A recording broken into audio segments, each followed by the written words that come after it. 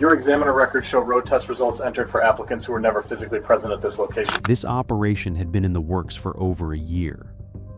Edward Tarek Queen, Aji Idikula, and Tiana Rose Andolina walked right into it, and they brought 12 others down with them. We need you to step away from the terminal. Well, those entries are all documented. Every test I've processed has a corresponding file. I don't know what records you're looking at. An undercover detective paid $1,600. The investigation had started with a phone call from inside the building.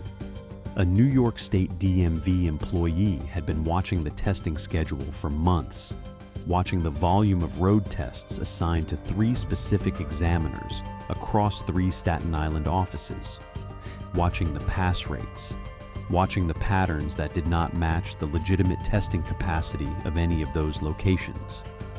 By July 2nd, 2025, that phone call had become Operation Road Test. 14 indicted defendants, 3 Staten Island DMV examiners, 1 Queens driving school, and an unknown number of New Yorkers now driving on roads they had never been tested to navigate. The man on this footage is allegedly at the center of it. Quick question. When you took your driver's test, do you remember the examiner's name? Probably not. Most of us don't. Now, think about how much power that person actually had over your life. Drop a comment with where you took your road test and tell me how long it took.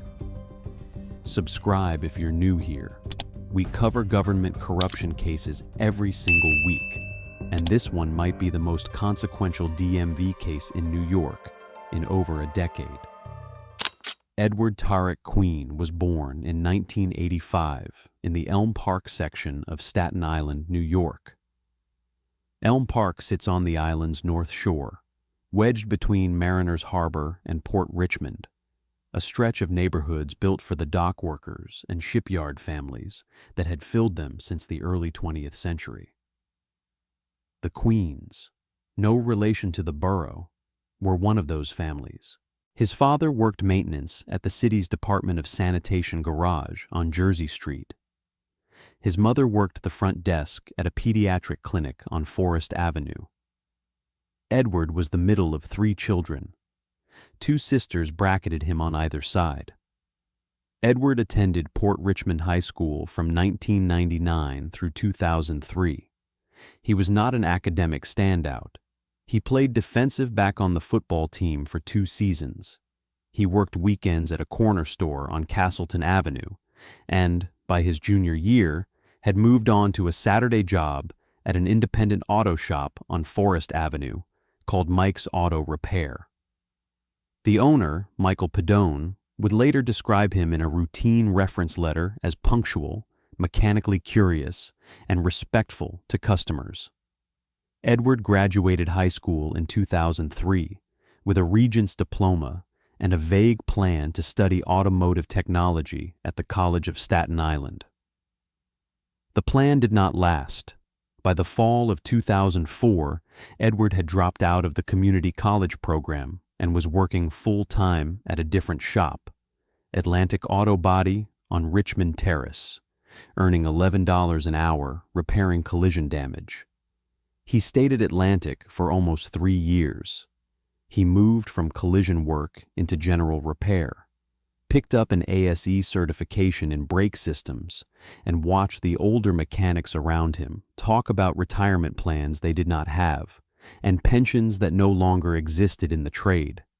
By 2007, he had decided he wanted a city job. The New York State Department of Motor Vehicles was hiring motor vehicle examiners. The job did not require a college degree. It paid less than what Edward was making in the body shop, but it came with a pension, health insurance, and the kind of civil service protections that an auto body shop could not offer. Edward filed his application in March of 2008. He was 23 years old. He took the written civil service examination at a testing center in Lower Manhattan in May. He scored in the 78th percentile. The hire letter arrived in August. He reported for training at the Albany DMV Academy in October of 2008, 3 weeks of classroom instruction on New York State vehicle and traffic law, road test administration protocols, scoring rubrics, fraud detection procedures, and the specific data entry steps required to enter test results into the DMV's central database. He passed every module. His first assignment was the Staten Island DMV office at 1755 South Avenue in Travis. He drove from his parents' house in Elm Park to the office, parked in the employee lot, and walked into his first shift on a Tuesday morning in November. His early performance reviews described him as professional, consistent in scoring application, and appropriately firm with applicants during corrective feedback. He moved up the seniority ladder methodically. He married a woman named Tasha Wilkins, a pre-K teacher's aide, in 2011. They had a son in 2013. He bought a modest house on Newark Avenue in Elm Park in 2015. 2 stories, 3 bedrooms, vinyl siding, a small backyard with a chain-link fence. He paid $42,000 more than the asking price because the Staten Island market was tightening, and he stretched the mortgage out over 30 years. He coached his son's youth basketball team at the Greenbelt Recreation Center starting in 2019. By 2022, he was a senior motor vehicle examiner. His base salary was just under $61,000 a year. He was 40 years old. That was the public version of Edward Tarrant Queen, the version his colleagues knew, the version his son's basketball team knew, the version his neighbors on Newark Avenue knew. The version that the Staten Island District Attorney's Office would allege in the July 2025 indictment looked different. To understand what the indictment alleges, you have to understand what a New York State motor vehicle examiner actually does. The DMV runs more than 200 road test locations across New York. 3 of them sit on Staten Island. Each location is staffed by motor vehicle examiners, civil servants in reflective vests, holding clipboards, sitting in the passenger seats of applicant vehicles, observing turns, stops, parallel parking attempts, and lane changes, scoring each maneuver against a printed rubric. At the end of the test, the examiner enters a numeric score into a handheld terminal or, depending on the location, a desktop system at the DMV office. That score, once entered, becomes a New York State record. If the score is high enough to pass, the applicant is issued a driver's license. The license itself is a federally recognized credential. It is accepted at airports as identification under the Real ID program. It is accepted at federal courthouses. It is accepted as proof of age, proof of residency, and proof of identity by every bank, every landlord, and every employer in the United States. The act of an examiner entering a passing score is, in a literal institutional sense, the act that creates an American driver. The integrity of the entire system depends on a single assumption, that the examiner entering the score was actually present in the vehicle, actually watched the applicant drive, and actually scored what they observed. There is no second examiner who watches the first examiner. There is no real-time supervisor riding along. There is no dash camera recording the test from the perspective of the dashboard. The examiner's signature on the scoring sheet and the examiner's login in the DMV database are the only things separating a legitimate license from a fraudulent one.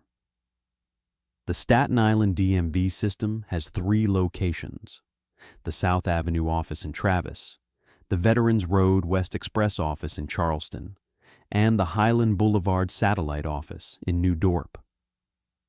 According to the district attorney's announcement, 3 examiners were allegedly working across these 3 different locations. Edward Tarrant Queen at one, Aji Adicula, age 43 of Willowbrook, at another, Tiana Rose Andolina, age 30, of Arden Heights, at the third. The geographic dispersion was, the DA's office would allege, deliberate. By spreading the alleged fraudulent test entries across 3 different facilities and 3 different examiners, the volume at any one location could be kept low enough to avoid triggering an internal audit. The pattern would only emerge if someone inside the DMV started looking for it across the 3 offices at the same time. That is the alleged vulnerability the scheme is said to have exploited, not a broken system, a trusted one. According to the Staten Island District Attorney's indictment, the operation worked like this. T&E Driving School sat on Roosevelt Avenue in Flushing, Queens, a 5-mile commercial corridor crowded with bubble tea shops, language schools, dental offices, accounting firms, and dozens of other small businesses that served the dense Chinese-speaking population of the neighborhood. The school's storefront was unremarkable from the outside. A pair of glass doors, a printed sign in Chinese and English, a small lobby with plastic chairs, a whiteboard with class schedules. The school's owner, identified in the indictment as Wakeson Tan, age 38, ran the operation alongside a woman identified as Weiwan Tan, age 40, serving as the school's secretary, and an employee identified as Winnie Yang, age 36. The school's advertised service was driver education. The school's alleged actual service, according to prosecutors, was something else entirely. T&E's marketing, the indictment alleges, was conducted primarily on Chinese-language social media platforms. The posts were written in Mandarin, and more specifically in the colloquial language used by speakers of the Fujianese dialect, the regional Chinese language spoken in China's southeast Fujian province. Flushing, Queens, has one of the largest Fujianese-speaking immigrant populations in the United States. Many of those immigrants do not speak English, do not have lawful immigration status, or do not have the documentation that a typical New York DMV applicant carries into a road test. New York's 2019 Green Light Law had opened the door to driver's license applications without proof of immigration status. The testing requirement, however, remained. An applicant who did not speak English well, who had never driven in the United States, who did not understand the scoring rubric, could legally apply for a license but could not realistically pass the test. T&E Driving School, according to the indictment, positioned itself as the paid solution. The advertised price structure was specific: $1,600 for a driver's license if the customer already had a learner's permit, $2,000 for both, a learner's permit and a license, start to finish. The payments were allegedly made in cash, in money orders, or through transfers that the U.S. Postal Inspector's office would later trace as part of the broader investigation. What the customer received for that payment, according to the indictment, was one of 2 services. The first was an imposter test. A T&E Driving School employee, not the customer, would show up at the Staten Island DMV road test appointment, present identification that allegedly matched the customer's information closely enough to clear the examiner's verification, take the road test in the customer's name, pass it, and walk away. The customer would then receive an actual New York State driver's license issued in the customer's actual name, with their actual photograph attached at the license issuance stage, on the strength of an imposter's driving performance. The second alleged service was simpler. The customer paid the fee. The customer was told not to show up. The driving school allegedly paid the DMV examiner directly. The examiner entered a passing score into the DMV database for a test that had never been administered to anyone. Not the customer, not an imposter, not anyone. The DMV record showed a passed road test. The license followed. The pricing was deliberately structured to make the service accessible. $1,600 is real money in any community, but for a Fujianese immigrant working in a Flushing restaurant or a Queens construction site, it was money that could be saved over a few months. The school, according to prosecutors, would then pay a portion of that fee to the DMV examiner who handled the back end. The remainder stayed with the school as profit, distributed among the owner, the secretary, the employees who posed as imposter test takers, and the recruiters who brought customers in through the social media channels. The geographic architecture mattered. By splitting the alleged fraudulent test entries across 3 Staten Island examiners working at 3 different DMV offices, the operation could push volume through without triggering the kind of statistical spike that an internal DMV audit would catch at any single location. Each examiner's individual numbers stayed within plausible range. Across all 3, allegedly, the volume was substantial.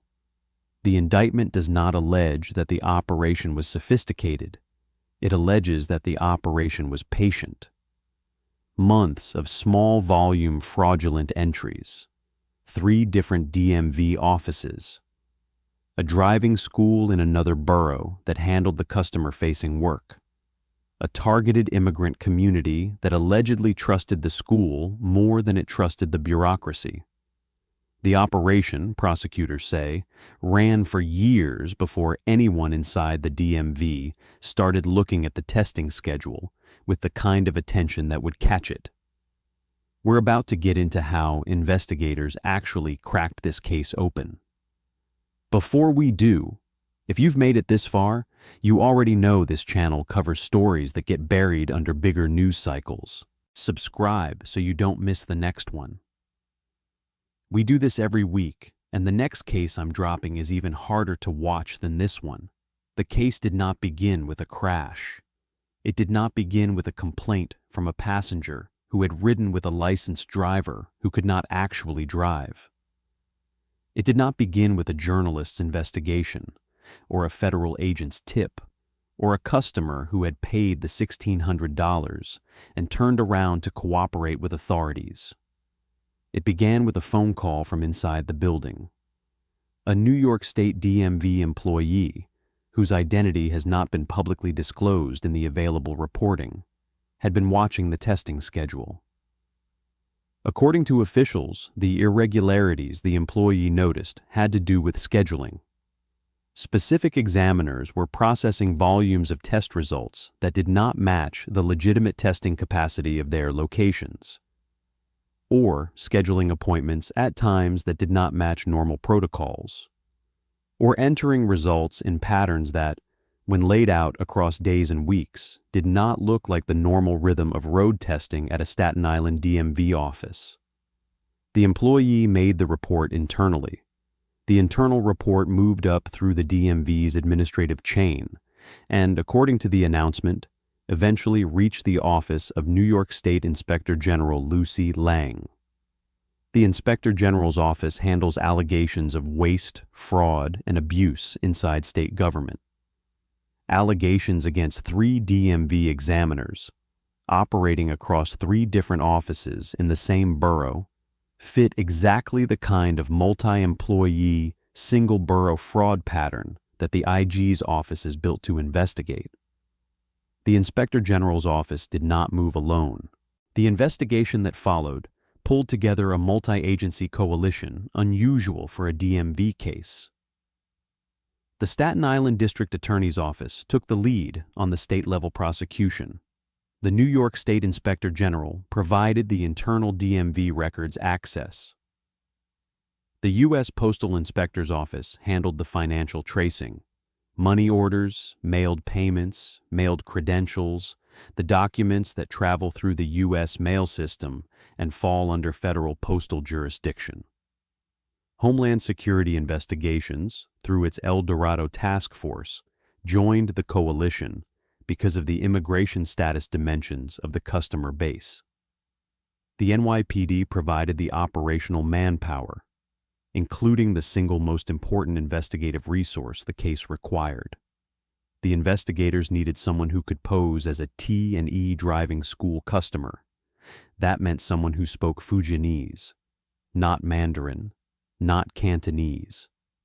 Fujianese, the specific regional dialect of Southeast Fujian province that the school's marketing was allegedly designed to reach. The NYPD has, among its roughly 36,000 officers, a small number of detectives who speak Fujianese. One of them was assigned to Operation Road Test. The detective's identity has not been publicly disclosed. What is on the public record is the operation that detective ran and the evidence it produced. The undercover detective contacted T&E Driving School through the channels the school allegedly used to recruit customers. According to the announcement, the contact was made through the social media platforms popular in the Fujianese immigrant community. The detective presented himself as a typical customer, Fujianese speaking, in need of a driver's license, willing to pay the school's fee to avoid the formal road test. The school, according to the indictment, accepted him as a customer. The detective paid $1,600. The money came from government-tracked funds. Every bill, every transfer, every payment instrument was documented before it left the investigator's possession. The detective already had a New York State learner's permit, which the school's pricing structure required for the $1,600 tier. After the payment, the detective set up a road test appointment at a Staten Island DMV location. Then, according to the indictment, came the moment that made the entire case. The school contacted the detective. He was told not to show up. He stayed home. No one drove the test in his name. No imposter took his appointment. The DMV examiner did not see him in any car. The detective never sat behind the wheel of any vehicle on Staten Island. A few days later, the detective received an official New York State driver's license issued by the state DMV with his name and photograph, generated by the official DMV system, based on a road test result that had been entered into the database without any test having taken place. That license is, in the operational logic of a federal corruption investigation, the smoking gun. The transaction was complete, end to end. The advertising that recruited him, the payment that funded the bypass, the instructions to skip the test, the DMV database entry showing a past road test that had never happened, the physical license printed and mailed to his cover address. Every step was documented. Every step generated paper, electronic, or recorded evidence. The case against the alleged participants in the operation had moved from a pattern in the testing schedule to a controlled buy transaction with the precision of a federal narcotics case. The investigation expanded from there. Financial records were subpoenaed. The flow of money from T&E Driving School's bank accounts to allegedly connected accounts associated with the 3 DMV examiners was traced. DMV database records were pulled, showing the volumes of test results entered by each of the 3 examiners over the course of the relevant period. The social media records of T&E's advertising practices, targeting the Fujianese community in Flushing and across Queens, were preserved. Cooperating witnesses, some of them allegedly customers and others allegedly participants in the operation, began providing statements that filled in the operational details. By the spring of 2025, the investigators had what they needed. On July 2nd, 2025, Staten Island District Attorney Michael McMahon announced the indictment. 14 defendants, 3 DMV examiners, the owner, the secretary, and an employee of T&E Driving School. Additional defendants whose specific alleged roles included posing as imposter test takers and serving as recruiters or intermediaries. Charges including impairing the integrity of a government licensing examination, falsifying business records, tampering with public records, identity theft, and additional counts. A potential maximum exposure for the most serious counts of up to 7 years in state prison. The arrests were coordinated. At dawn on July 2nd, 2025, investigators moved on multiple addresses across Staten Island, Queens, and Brooklyn. At a small 2-story house on Newark Avenue in Elm Park, 3 vehicles pulled up to the curb at 6:40 in the morning. The lead vehicle was an unmarked Staten Island District Attorney's investigative unit. Behind it sat an NYPD patrol car and a New York State Inspector General's vehicle. Edward Tarek Queen, according to the available reporting, was at home when the investigators knocked. The conversation at the front door has not been recorded in detail in the public reporting on the case, but the basic shape of any pre-dawn arrest at a Staten Island home is the same. Knock, identification, warrant produced, the moment of recognition on the face of the person inside. Officer: Mr. Queen, we have a warrant for your arrest. Charges have been filed by the Staten Island District Attorney's Office. We need you to step outside. Queen: What is this about? Officer: Operation Road Test. The indictment was unsealed this morning. We need to put you in cuffs and transport you to the precinct for processing. Queen: I want to call my lawyer. Officer: You can call from the precinct. Right now, we need you to come with us. His wife stood in the doorway behind him in a bathrobe. His son was upstairs asleep. The neighbors on Newark Avenue watched from behind front curtains as he was walked from his front steps to the back seat of the patrol car. He did not run. He did not resist. He did not argue further.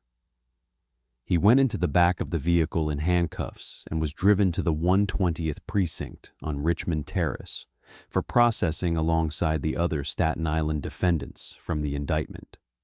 His colleagues, Aji Idikula and Tiana Rose Andalina, were arrested at their own homes that same morning. The Queens defendants from T&E driving school were taken into custody at addresses in Flushing and the surrounding neighborhoods. By mid-morning, 14 defendants were in custody across the city. The DMV terminated all 3 Staten Island examiners that same day. Edward Tarek Queen's 17-year career as a New York State motor vehicle examiner ended on the morning of July 2nd, 2025, on the front steps of the house he had bought a decade earlier to raise his son in. The arraignments took place at the Staten Island Criminal Courthouse at 67 Targhee Street on the afternoon of July 2nd, 2025. Each defendant was walked, one at a time, into the courtroom. Each was read the charges against them. Each entered a not guilty plea. The standard initial plea at arraignment, and the plea required to preserve the right to a full trial. Each was assigned defense counsel, some through private representation, others through the Legal Aid Society or assigned counsel programs. Bail was set at varying amounts for the different defendants based on their specific charges, their ties to the community, their employment status, and their assessed flight risk.